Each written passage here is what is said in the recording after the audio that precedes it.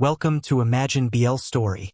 My name is Riav, and I'm wishing you a joyful, exciting, and love-filled holiday season. Now sit back, relax, and enjoy today's holiday special story. The coffee shop across from Denver Giovanni's apartment had become Willa Shepherd's second home over the past 3 months. He knew the baristas by name now, knew which table had the best view of the third-floor window where his target lived, knew exactly how long it took Denver to limp from his building to the corner store and back. 23 minutes. Always 23 minutes because the shattered knee made everything take twice as long as it should. Willa sipped his coffee, black, bitter, matching his mood, and watched Denver emerge from the building right on schedule. December 20th, 6:47 a.m. The Alpha moved carefully down the stairs, one hand on the railing. His gait uneven in a way that would be painful to watch if Willa felt anything resembling sympathy. He didn't. Denver Giovanni had killed his parents 5 years ago, 2 days before Christmas. Peter and Emily Shepherd, gunned down in their own home while Willa was away at graduate school, planning to surprise them for the holidays. He'd gotten a surprise, all right. A call from the police. His father's body found in the living room, 3 bullets to the chest. His mother in the Kit Rollins, evidence suggesting she tried to run. The Christmas tree they'd been decorating still lit up in the window, presents underneath that would never be opened. Willa had flown home to identify the bodies, had planned a funeral while in shock, had listened to the police detective explain that it looked like a robbery gone wrong. The house ransacked, valuables taken, no witnesses, except Willa knew his parents, knew they didn't keep valuables at home, knew the ransacking was too thorough, too professional, knew this wasn't random violence but a targeted hit. So he'd started digging, spent his grief on investigation instead of mourning. Found connections to the Lombardi crime family. Found whispers about a couple who'd witnessed something they shouldn't have. A political assassination the family had carried out at a fundraiser Peter and Emily had attended. And he'd found a name. Denver Giovanni. The enforcer. The killer. The man who'd been assigned to eliminate the witnesses. 5 years of planning had led to this moment. Willa had finished his physical therapy degree while secretly learning everything about Denver Giovanni. Had cultivated sources in the Lombardi family, had built a legitimate practice as cover, had waited for the perfect opportunity. And 3 months ago, when Denver's regular physical therapist had quit, the 5th one in 2 years, Willa had made sure his name came up as a recommendation, had positioned himself as the patient, understanding therapist who specialized in complex cases and didn't give up easily. Denver had trusted him, had opened up to him, had started to depend on him. Perfect. Now, Willa had 12 days until Christmas. 12 days to systematically destroy everything Denver Giovanni had left. One grudge for each day, carefully planned to cause maximum damage. And on Christmas Day, the anniversary of his parents' murder, Willa would reveal who he really was and watch Denver's world collapse completely. His phone buzzed with a reminder. First session today, 9 a.m. Don't be late. Willa finished his coffee and headed to his practice. His Omega scent carefully controlled to project nothing but professional calm. Inside, his heart was ice. Today, the revenge began. Denver arrived at 8:55 a.m., 5 minutes early like always. Willa watched through the window as the Alpha limped up the front steps. His face tight with pain despite the early hour. The winter cold made the knee worse. Willa had learned that over the past 3 months. Had cataloged every weakness, every vulnerability, every pressure point. Morning, Shepherd, Denver greeted, his voice rough from cigarettes or sleep or both. His Alpha scent, whiskey and leather and exhaustion, filled the small waiting room. Good morning, Denver. How was your night? Willa kept his voice warm, professional, the perfect concerned therapist. Shitty. Knee kept me up. Denver shrugged out of his jacket, revealing the tattoos that crept up his neck from under his shirt. Had that nightmare again. Over 3 months, Willa had learned about the nightmares. Denver didn't sleep well, PTSD from his years as an enforcer, from the things he'd done, the people he'd killed. He'd wake up screaming, reliving moments Willa could only imagine. Good. Let him suffer. The one about Chechnya? Willa asked, because he'd learned to keep track of Denver's various traumas. No. The other one. Denver stopped, his jaw tightening. Doesn't matter. Can we just get started? This knee is killing me. In the treatment room, Denver settled onto the table with practiced ease. Willa had watched this routine dozens of times now. The careful removal of shoes, the slow roll of the pant leg, the moment when Denver's ruined knee was exposed. 3 years ago, Denver had taken a bullet during a job gone wrong. The surgery to remove it had been botched, infection, poor healing, scar tissue that had calcified around the joint. Now the Alpha lived in constant pain, his mobility compromised, his effectiveness as an enforcer destroyed. The Lombardi family was slowly pushing him out.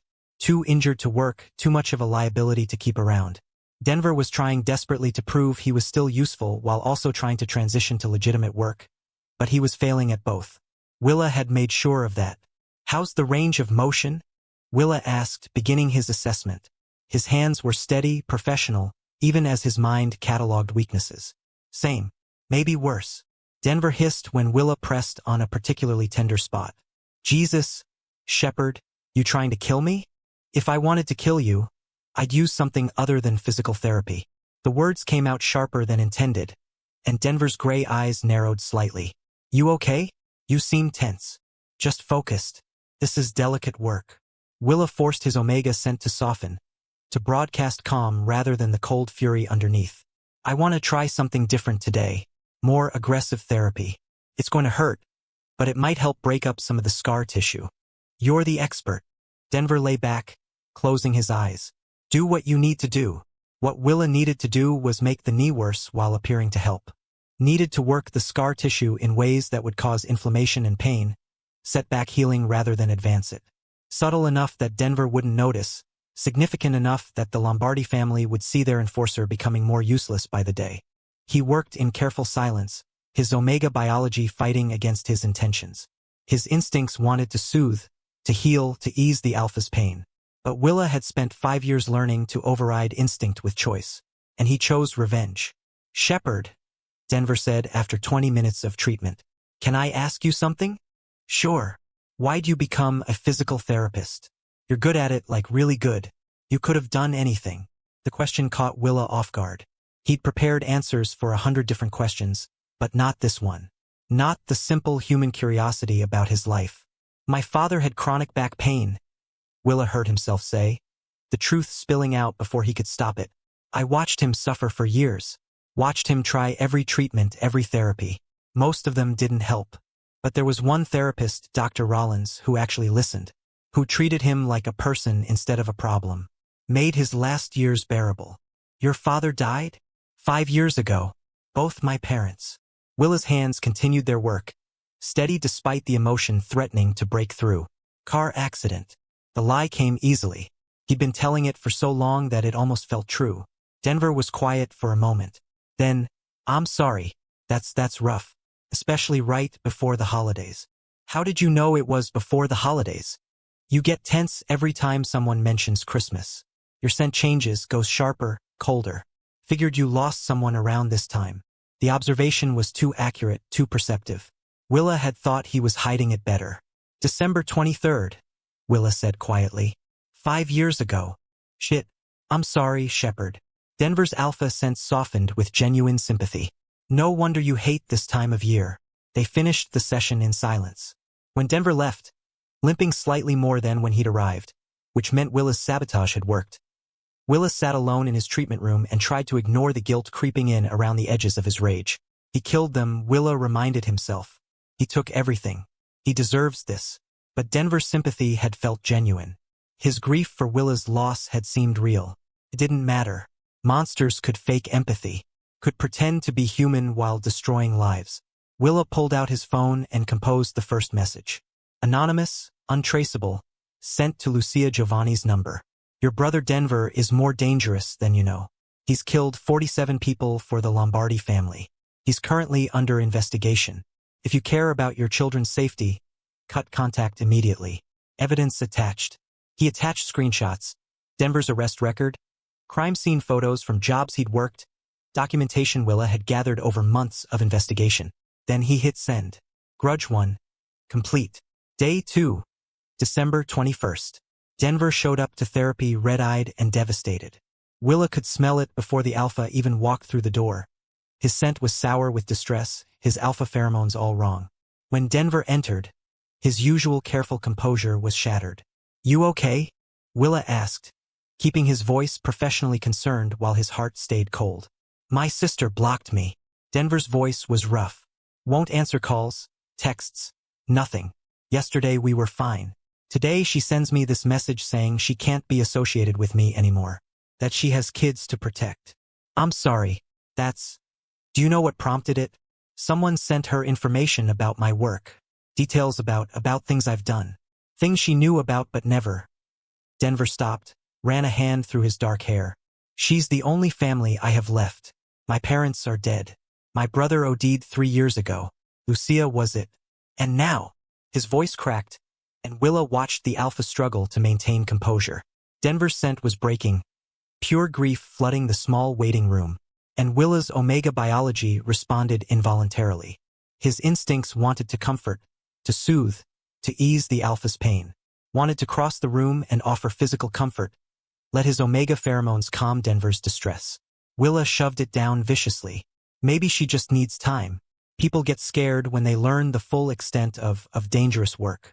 She knew I was an enforcer. I never hid that from her.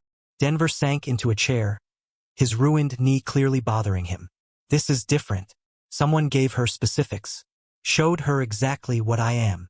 What you are is a murderer, Willa thought. What you are is the man who killed my parents. I'm sure it'll work out, Willa lied. Come on, let's work on your knee. Take your mind off it. In the treatment room, Denver was quiet. Usually he talked during sessions, sharing stories about his attempt to learn carpentry, his efforts to save money for a way out of the Lombardi family, his dreams of a normal life. Today, he just lay there in silence while Willa worked. Willa should have felt victorious. The first grudge had worked perfectly. Denver was isolated, hurting one step closer to complete destruction. But watching the alpha's grief, seeing how genuinely devastated he was by his sister's rejection, felt hollow. Halfway through the session, Denver spoke quietly. You ever lose someone close to you, Shepard? I mean really close. Willa's hands stilled on Denver's knee. Why? You seem like you understand loss.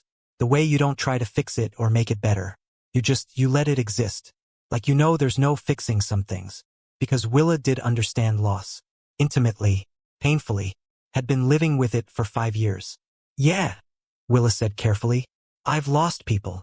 Your parents, right? The car accident. The lie he'd told. The story he'd built. Yeah. But there's something else. Denver's gray eyes were too perceptive. Something you're not saying. I can smell it on you, old grief, but also something sharper. Anger, maybe? Willa forced himself to breathe normally, to keep his omega scent controlled. It wasn't a car accident. They were murdered. Denver went very still beneath Willa's hands. What? December 23rd, 5 years ago. Someone broke into their house and killed them. The police said it was a robbery. I know better. Jesus Christ, Shepard. I'm so sorry.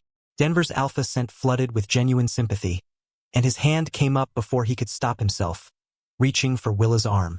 Willa flinched back. Don't. Sorry. Denver's hand dropped. That's horrible. Did they ever catch who did it? No. The case went cold. The police gave up. Willa forced himself to continue the treatment, to keep his hands steady. But I never gave up. I know it was Mafia connected. I know they were killed because they saw something they shouldn't have. Denver's scent shifted. Something that might have been recognition, or fear, or guilt. And you're still looking for answers? Every day for 5 years. They finished the session in tense silence. When Denver left, Willa noticed the alpha was moving even more carefully, his knee visibly worse. Good. The sabotage was working. That night, Willa executed Grudge 2. He'd been cultivating a connection with a reporter who covered organized crime, feeding her information, building trust. Now he gave her a tip about Denver's attempts to go legitimate, along with anonymous photos showing Denver meeting with the Lombardi family.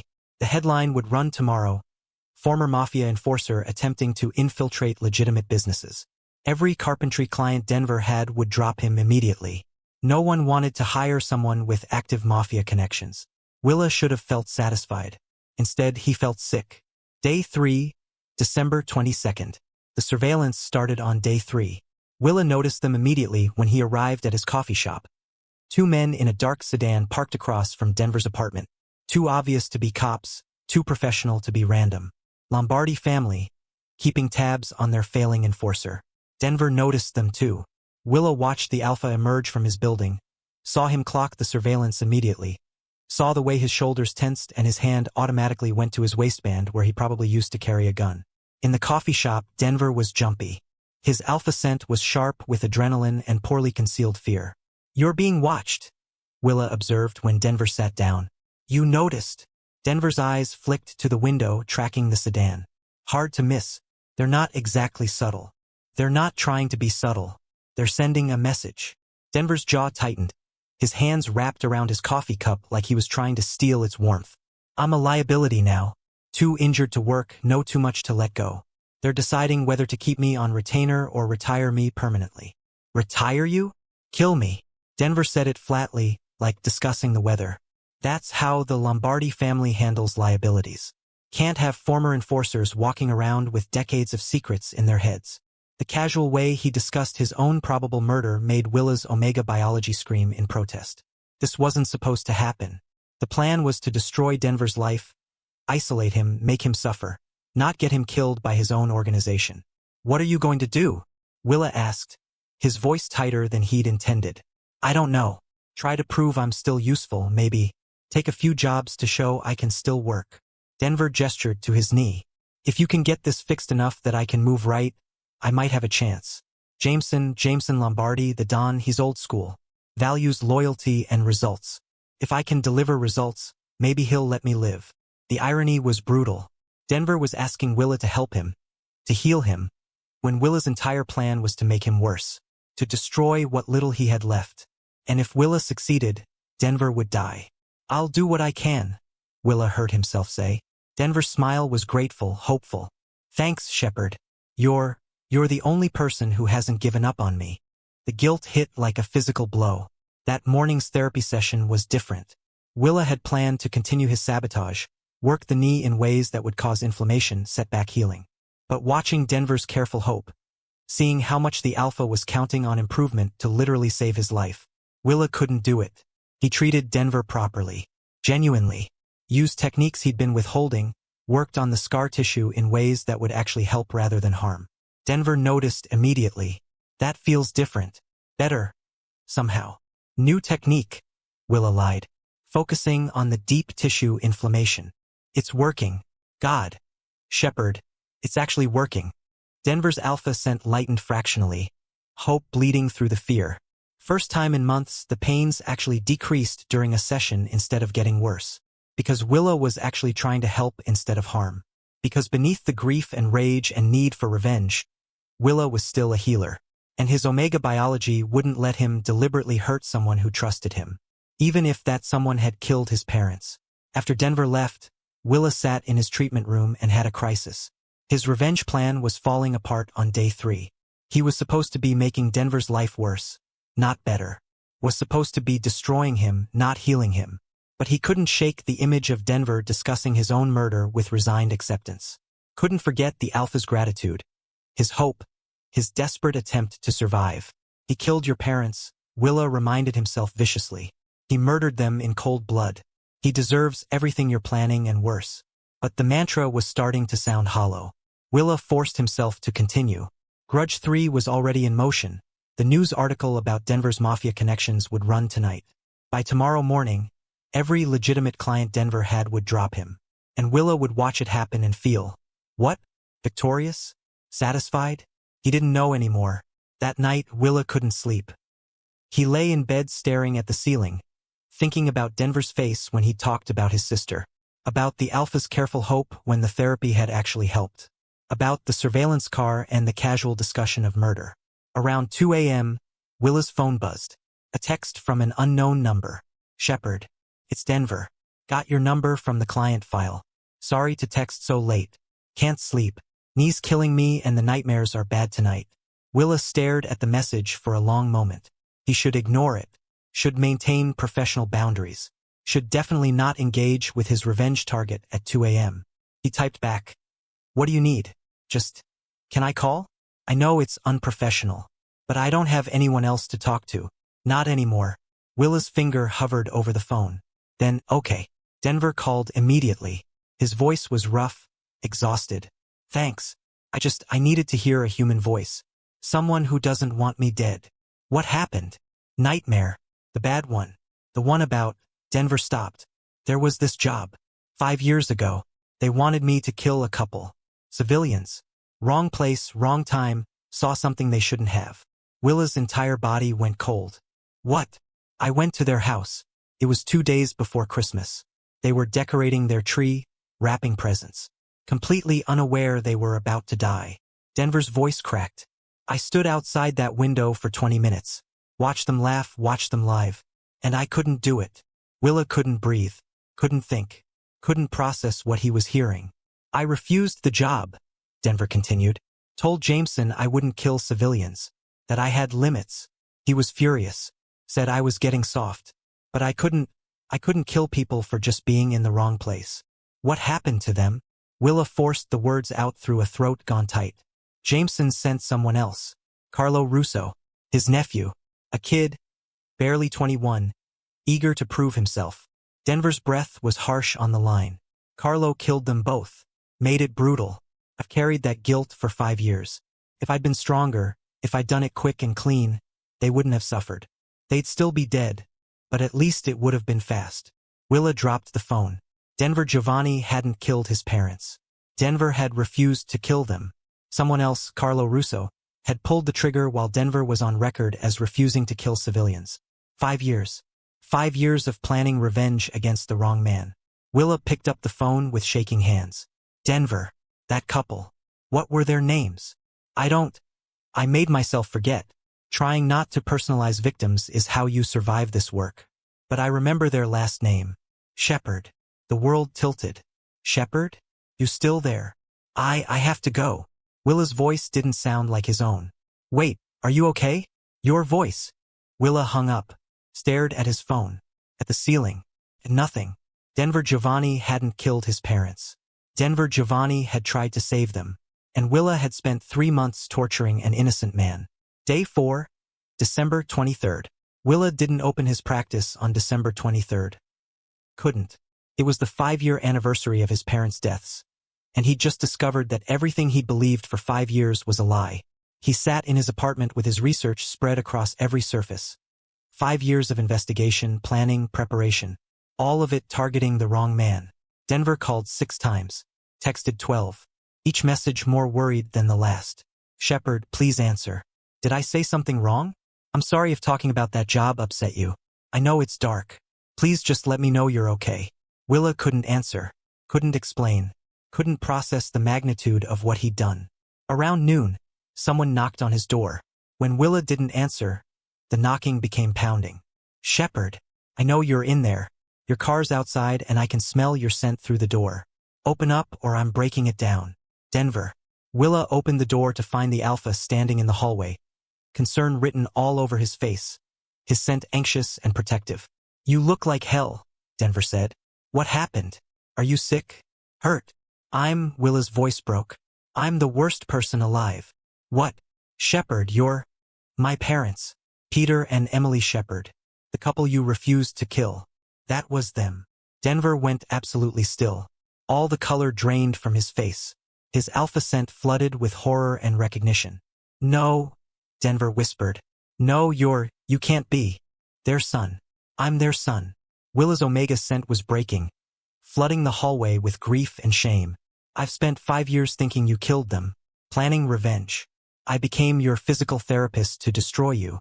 Every session, every conversation, every moment of trust. It was all to get close enough to ruin your life. Denver stumbled backward like he'd been physically struck. You, all this time. I sabotaged your relationship with your sister.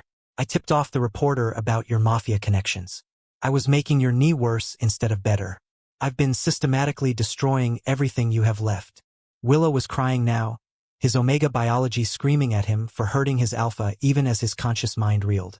And I only found out last night that you didn't kill them, that you refused, that you tried to save them and someone else murdered them because you weren't cruel enough to do it yourself. Denver sank against the hallway wall, his ruined knee giving out. He slid down to sit on the floor, his face buried in his hands. Carlo, Denver said, his voice muffled. Carlo Russo killed your parents. I know. I found the file. The real file. The one that shows you refused the contract citing civilian status. And you've spent 5 years planning revenge against me. Yes. They sat in silence. Willa in his doorway, Denver in the hallway, the weight of revelation crushing them both. Hey Daydreamer, still with me?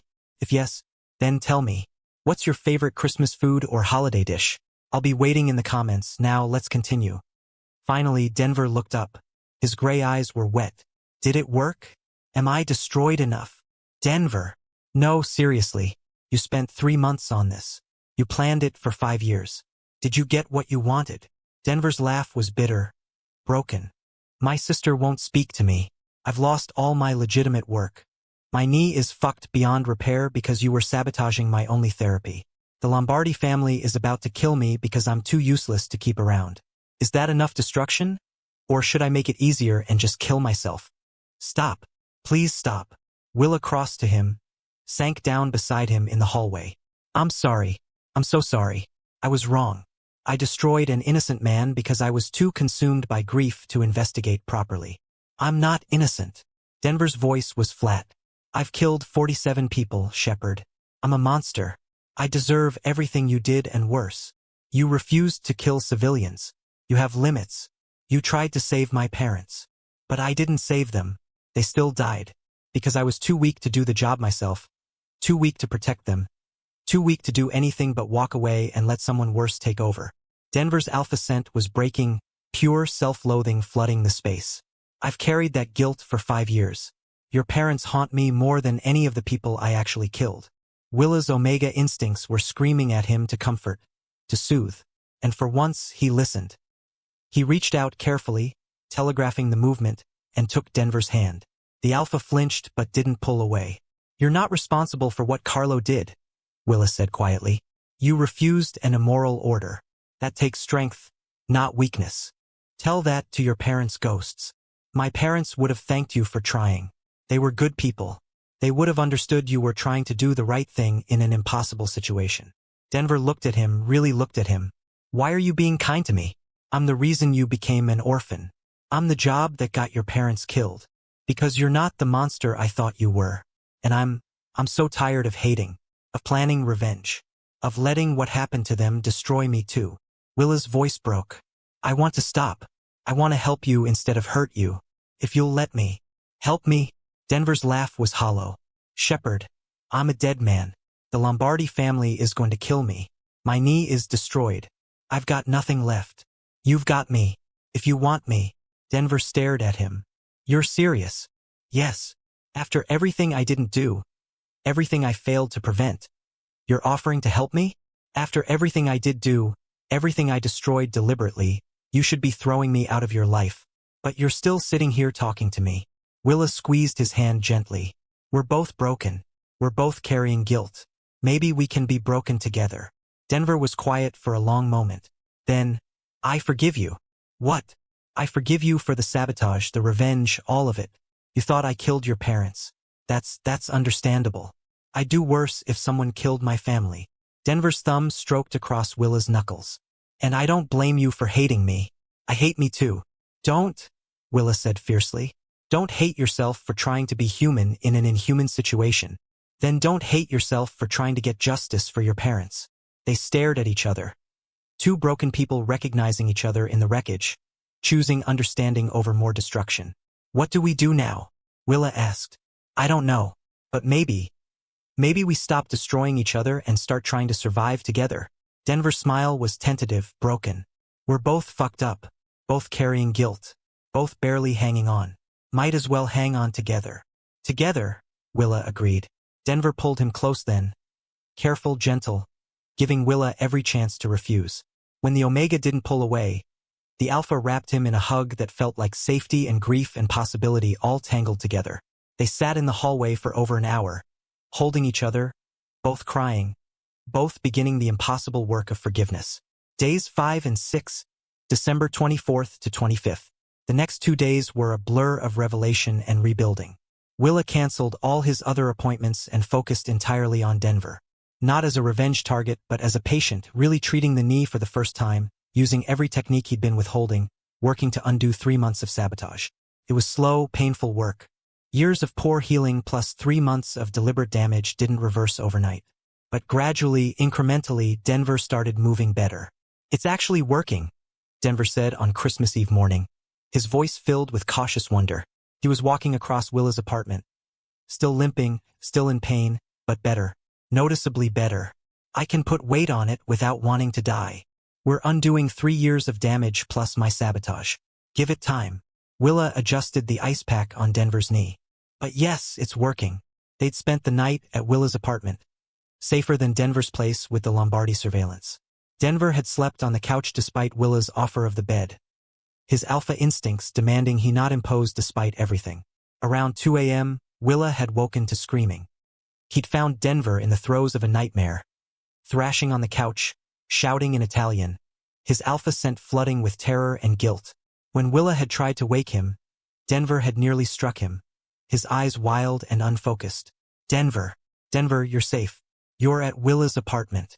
It's December. You're not there. You're here. It had taken 20 minutes to talk him down. When Denver finally focused, really saw Willa, his face had crumpled with shame. I'm sorry. I'm so sorry. I could have hurt you. But you didn't. Willa had sat beside him on the couch, not touching but close. Tell me about it. The nightmare. And Denver had told him about Chechnya, about the Black Ops mission that had gone wrong, about watching his team get killed one by one, about the torture, the interrogation, the 2 weeks he'd spent certain he was going to die. I got out, Denver had said, his voice raw. Killed my way through 6 guards and ran. But my team, I left them. I survived and they didn't. You didn't leave them. You were the only survivor. There's a difference. Doesn't feel like it. They talked until dawn. Denver confessing every kill that haunted him, every moment of violence that had chipped away at his humanity. Willa had listened, had offered comfort when the alpha scent grew too distressed, had simply been present for grief too long carried alone. Your parents weren't my first civilian casualty, Denver had admitted as the sun rose. I've killed 47 people. Some deserved it, rivals, threats, people who were just as bad as me. But some, his voice broke. Some were just wrong place, wrong time. And I pulled the trigger anyway because that's what the job required. But you stopped. With my parents, you drew a line. Too late. 27 bodies too late. Denver's gray eyes were haunted. I can name every single one. Can tell you their ages, their families, what they were doing when I killed them. I carry them all. That's not being a monster. That's being human. Monsters don't remember, don't feel guilty, don't carry their victims. Then what am I? Someone who did terrible things and is trying to be better. Someone who deserves a chance to heal. Now, on Christmas Eve afternoon, they sat together in Willa's apartment while snow fell outside. The holiday that had been nothing but pain for 5 years felt almost bearable with someone else who understood loss.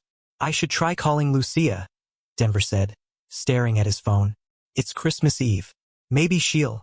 I can fix that, Willa interrupted. The sabotage. I can contact her. Explain it was false information. Undo the damage. You'd do that. It's the least I can do after destroying your relationship with her. Willa took Denver's phone, found Lucia's number. Let me call her. Sister to her brother's Omega. Denver's eyes went wide. My Omega? Willa flushed. I mean, if you want. We haven't discussed. Yes.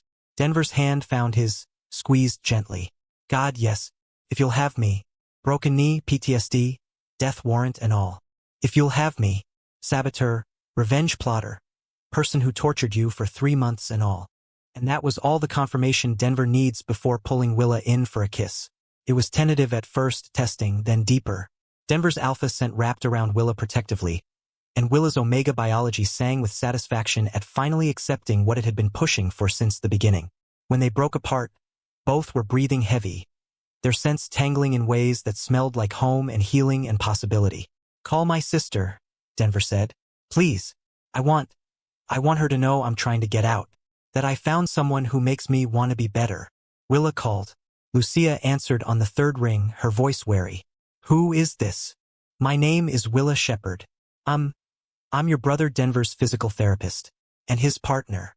Silence. Then, the information I received was sent by me. Willa's voice caught.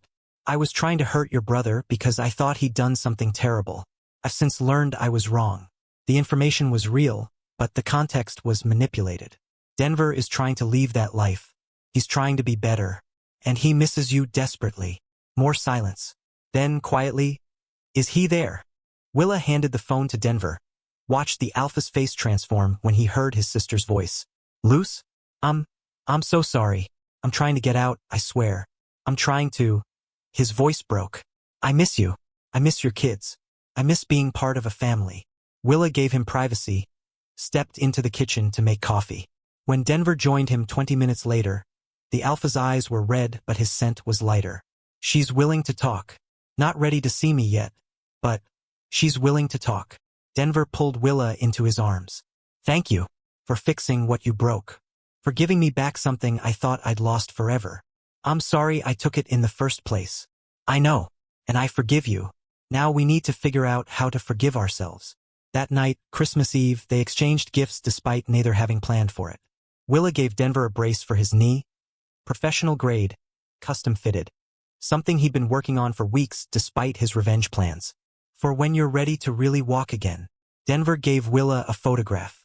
Peter and Emily Shepard, young and happy, at their wedding. "I found it in the case file. Kept it all these years because I wanted to remember they were people. That they mattered. I thought you might want it." Willa cried, held the photo like the precious thing it was. His parents, smiling, full of life and love and hope for the future. "Thank you," he whispered. "Thank you for seeing them as human. For remembering them." They fell asleep on the couch together. Denver's arm around Willa, Willa's head on Denver's chest.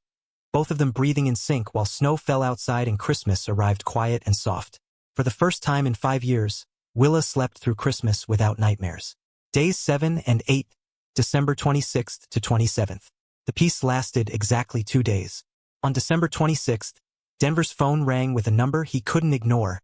Jameson Lombardi, the Don himself. "Giovanni, we need to talk. Tonight. The usual place. I'll be there." When he hung up, Willa could see the fear in his scent. What did he want? Meeting. Tonight. Denver was already moving, checking the gun he kept hidden in his jacket, testing his knee's range of motion. "He's making his decision. Whether I'm useful enough to keep around or if I'm too much of a liability." "You're not going alone. Shepard." "Willa. Call me Willa." The Omega crossed to him, took his hands.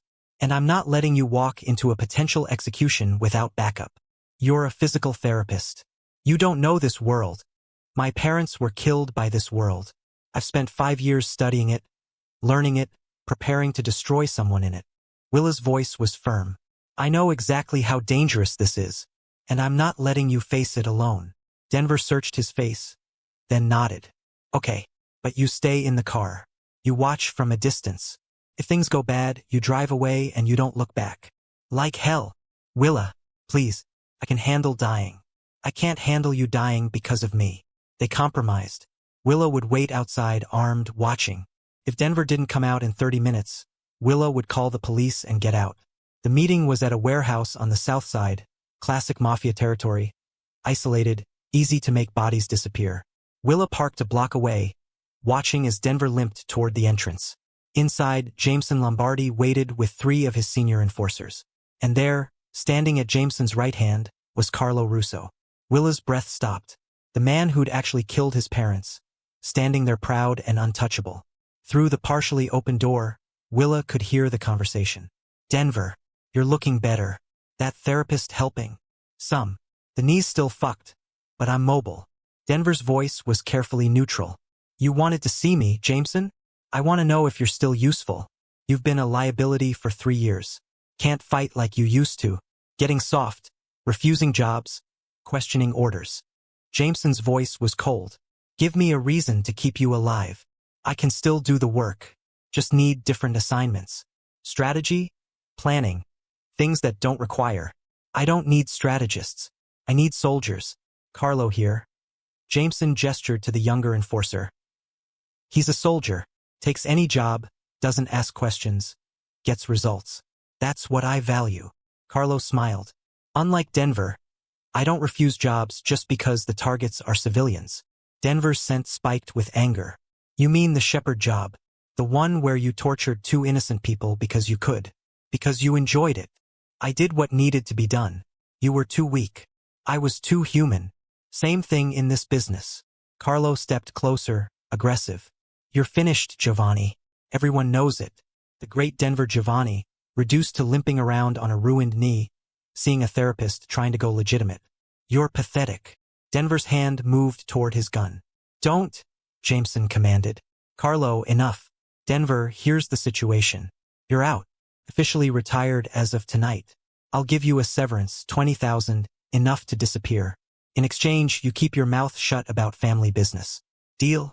Willa could see Denver weighing it. Freedom versus death. A way out that didn't involve a bullet. Deal, Denver said finally. Good. Carlo will escort you out. Make sure you understand the terms. Willa's warning instincts screamed. He pulled out his phone. Texted Denver. Get out now. It's a trap. Inside, Denver's phone buzzed. He glanced at it, and his expression shifted. Actually, Jameson, I need. Carlo's gun came up fast. You're not leaving alive, Giovanni. Jameson doesn't leave loose ends. Denver moved despite his knee, ducked, drew his own weapon, fired. Carlo went down screaming, shot in the shoulder. The warehouse exploded into chaos. Jameson's other enforcers drew weapons, and Denver was outgunned 3-1. Willa didn't think. He grabbed the gun he'd brought, ran toward the warehouse entrance. Denver was pinned down behind a stack of crates, his bad knee making it impossible to move fast enough. One enforcer was flanking him, gun raised for the kill shot. Willa fired. Hit the enforcer in the leg. The man went down. Shepard, what the hell? Saving your life. You're welcome. They fought together. Denver's tactical precision and Willa's surprising accuracy cutting through the opposition. Jameson ran, escaped through a back entrance. Carlo tried to follow, but Denver caught him. Shepard, Denver shouted. He's yours if you want him. Willa crossed the warehouse, gun steady on Carlo Russo, the man who'd killed his parents, who'd tortured them, who'd been living free for 5 years while Willa had been destroying the wrong man. You killed Peter and Emily Shepard, Willa said, his voice steady despite the rage. 5 years ago, December 23rd. You made it brutal, made them suffer. Carlo's eyes widened with recognition. You're their son. Yes. Then shoot me. Take your revenge. Carlo's smile was cruel, even bleeding. Go ahead, Omega. Prove you're not as soft as Denver. Willa's finger was on the trigger. One pull. Justice. Revenge. Everything he'd thought he wanted. He couldn't do it. No, Willa said, lowering the gun. I'm not executing anyone. You'll stand trial. You'll face real justice. And you'll spend the rest of your life in prison knowing that the son you tried to orphan is the reason you're still breathing. Denver hauled Carlo up, cable-tied his hands. Police are already on their way. Someone would have heard the shots. They left Carlo for the cops, took the evidence Willa had been gathering for 5 years, proof of the Lombardi family's crimes, including the Shepard murders, and drove away as sirens wailed in the distance. Days 9 through 12. The aftermath. The next few days were a blur of police statements, witness protection negotiations, and desperate planning. Denver had violated his deal with Jameson by surviving. The Lombardi family would come for them both now. And with Carlo in custody, facing murder charges, the entire organization was in chaos. We need to disappear, Denver said on December 29th. They were in a safe house the FBI had provided temporary protection while they testified against the Lombardi family. The family won't stop until we're dead. Then we disappear together. Willa sat beside him, their hands linked. Witness protection. New names, new lives. We start over. You'd give up your practice? Your life here. My life here was revenge and grief. I'll take fresh start over that any day. Willa leaned into Denver's shoulder. Besides, you're not getting rid of me. You're stuck with me, Giovanni. Good. Because I don't want to do this without you. They spent New Year's Eve in the safe house, watching the ball drop on TV while FBI agents guarded the perimeter. At midnight, they kissed. Two broken people choosing each other, choosing healing, choosing life over the death that had been chasing them both. Happy New Year, Willa, Denver murmured against his lips. Happy New Year, Denver. The trial happened in March. Willa testified about his investigation, about the evidence he'd gathered. Denver testified about the Lombardi organization, about Carlo's confession to the Shepard murders, about 5 years of crimes. Carlo Russo was sentenced to life without parole. Jameson Lombardi and 3 senior enforcers got similar sentences. The family collapsed, leadership scattered, territories absorbed by other organizations. and Willa and Denver disappeared into witness protection. Epilogue 1 year later.